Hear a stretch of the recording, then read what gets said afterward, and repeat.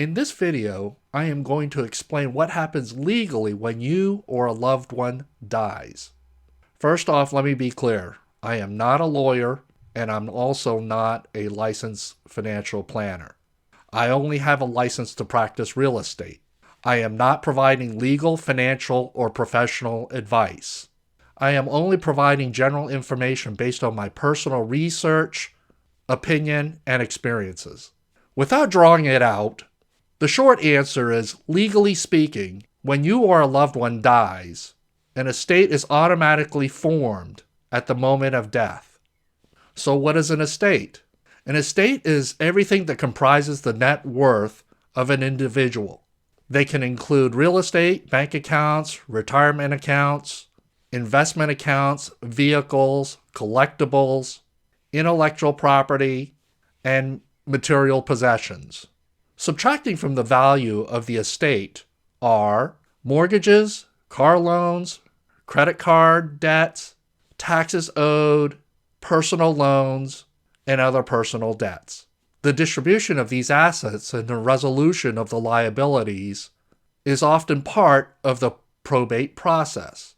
An important point I want to make to you is that whether you realize it or not, whether you choose to think about it or not, or whether you have time for it or not, is that everyone has an estate plan.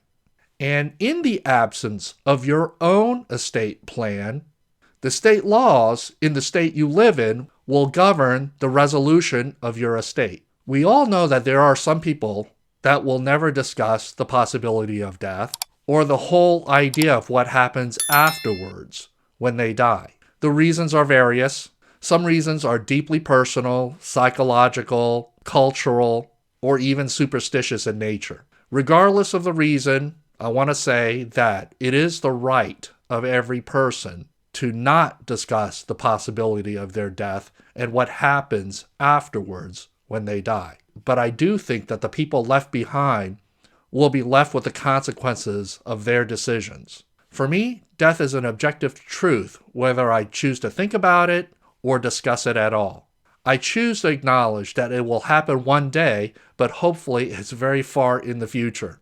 In my experience, the common denominator of why people care about their estate and about what happens after they die is because they have loved ones. Often those loved ones include their children and their spouses. But the people you care for and think about can transcend your children and spouses. They can also include special people in your life. Those special people you may want to provide for or gift something after you die. In particular, people who own real estate almost always own other asset classes.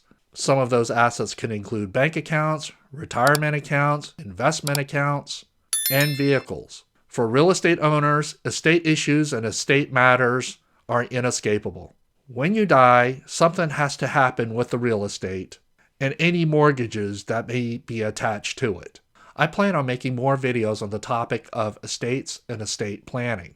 I am going to discuss easy ways that you can implement and improve your estate planning process.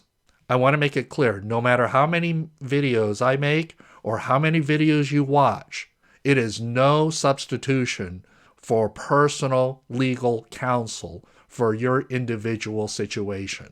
But as a guy in my 50s, having looked into it somewhat, going straight and hiring an estate lawyer is no small leap, if for no other reason that they don't come cheap. But for many people that I know, they care about the issue of estate and estate planning, but they are not ready to make the leap to hire an estate planning lawyer. The great news is that because of my own experiences and my own dealings with various people, along with my own personal research, is that there are many things that we can do on our own to further the cause. For example, we can use POD forms, payable on death forms. We can add beneficiaries to our other bank accounts. We can utilize land trusts. And there are other little tricks and techniques that can be very helpful in furthering the estate planning cause. I do hope you will stick around and watch those videos. Thank you.